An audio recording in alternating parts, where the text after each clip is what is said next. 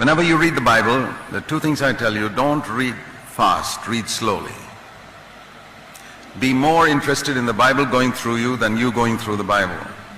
You going through the Bible is knowledge. The Bible going through you is life. Like in the Garden of Eden, you have knowledge and life. You can go through the Bible 50 times and get the knowledge of good and evil, and it will only bring death. But if the Bible goes through you once, you'll get life. The Bible can be the tree of knowledge of good and evil to you, or the tree of life. That depends on how you go at it. You can go to it for knowledge, you can go to it to produce sermons, or you can go to it to let it go through you and bring life. And so, when you read the Bible, don't read fast, read slowly. It doesn't matter if you take 50 years to go through the Bible once, but make sure that the Bible goes through you in that time.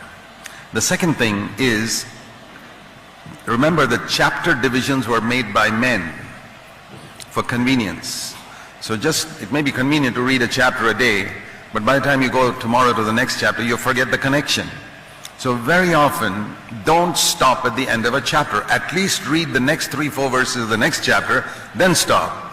Just a simple bit of advice. Many places you'll find, like John chapter 7 and chapter 8, there's a connection there. Many other chapters.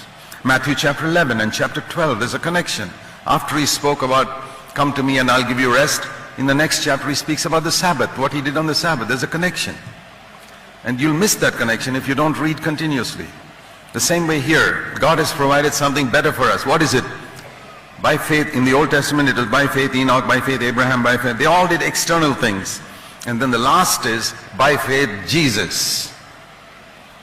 You miss that if you don't see chapter 12 verses 1 to 4 as actually the last few verses of chapter 11. What is this better thing God has provided?